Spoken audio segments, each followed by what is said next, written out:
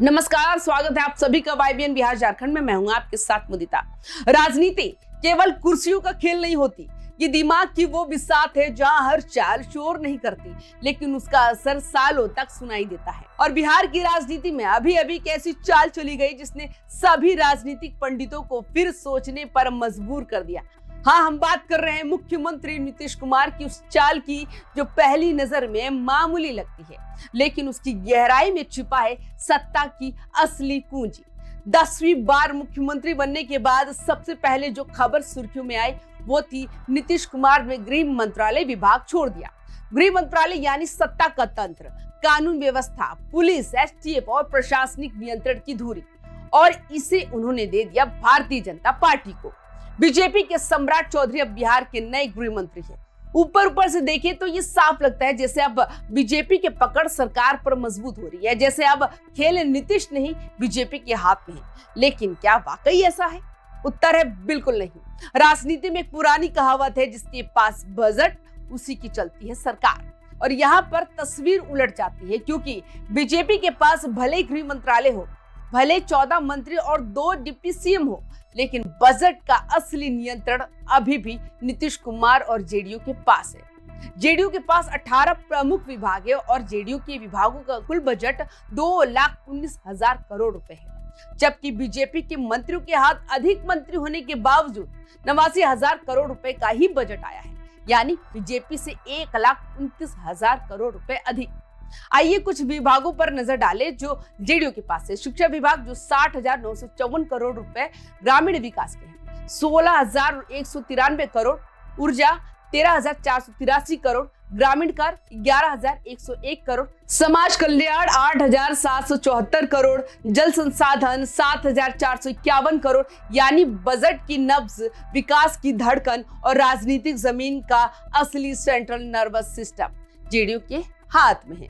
अब जरा दूसरी तरफ देखते हैं बीजेपी के हिस्से में क्या आया। बीजेपी के पास गृह विभाग, स्वास्थ्य, उद्योग, नगर विकास, कृषि, पथ निर्माण, राजस्व और कुछ अन्य विभाग है। सूची लंबी है लेकिन बजट छोटा। जेडीयू के मुकाबले बीजेपी के पास बजट में पूरा 1,29,000 करोड़ रुपए कम है, यानी संख्या में मंत्री ज्यादा लेकिन ताकत में कम। नई सरकार में कुल 27 मंत्री हैं, मुख्यमंत्री को जोड़कर। जेडीयू के 9, बीजेपी की 14, एलजेपी रामविलास के 2 और हम और आरएलएम के 1-1। 2025 के चुनावों में मिली 202 सीटों की भारी जीत के बाद ये सरकार सत्ता में मजबूती से बैठी है, लेकिन इस सत्ता का पहिया किसके हाथ में घूमेगा, ये मंत्रालयों के बंटवारे ने साफ कर दिया। कई लोग कहेंगे गृह मंत्रालय देने एक राजनीतिक कमजोरी है, लेकिन जो राजनीति की बारीकियों को समझते हैं वो जानते हैं कि नीतीश कुमार ने पावर नहीं छोड़ा, उन्होंने पावर को पुनर्परिभाषित किया है। उन्होंने मंत्री बनाए, साथियों को सम्मान दिया, लेकिन असली इंजीनियरिंग वही कि जहां से सत्ता की धार मजबूत होती है। उनके विभाग नौकरियां बांटेंगे, घरेलू विकास कार्यक्रम चलेंगे, ठेके निकलेंगे, घोषणाएं होंगी, फंड फ्लो होगा और जनता का डायरेक्ट संपर्क भी वही से होगा। यानी पोर्टफोलियो कम दिखा लेकिन प्रभाव भारी। बीजेपी ये मानकर चल रही है कि गृह मंत्रालय और राजनीतिक संख्या शक्ति से वो सत्ता में बराबर की हिस्सेदार है, लेकिन बिहार की राजनीति में सिर्फ पुलिस की ताकत नहीं चलती, बल्कि चलती है नौकरशाही, बजट और प्रशासनिक वितरण की शक्ति। और इस शक्ति पर ताला अब भी नीतीश कुमार के पास है। शायद ये सिर्फ मंत्रालयों का बंटवारा नहीं बल्कि आने वाले चुनावों की रणनीति है, क्योंकि जिस नेता के पास जनता तक पहुंचाने वाले विभाग हो, सड़कें, पानी, ग्रामीण विकास, शिक्षा, बिजली, वही चुनाव में नेतृत्व की धुरी बनता है।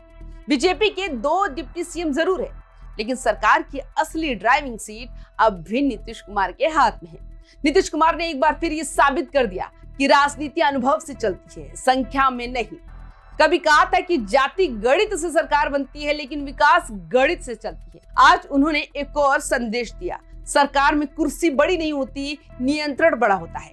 तो भले ही बिहार में गृह विभाग बीजेपी के पास हो, लेकिन शासन की धमनियों में बहने वाला बजट, ताकत और असली राजनीतिक पकड़ अब भी नीतीश कुमार और जेडीयू के पास है। यही है सत्ता की बिसात, जहां जीत जोर से नहीं स्मार्ट चाल से मिलती है। तो क्या ये कदम बीजेपी को मजबूती देगा या आने वाले समय में यही चाल नीतीश कुमार को फिर से बिहार की सियासत का अपराजय खिलाड़ी बनाएगा? अपनी राय कमेंट में जरूर लिखें। वीडियो पसंद आए तो लाइक, शेयर और सब्सक्राइब करें। फिर मिलेंगे एक नई राजनीतिक कहानी के साथ। धन्यवाद।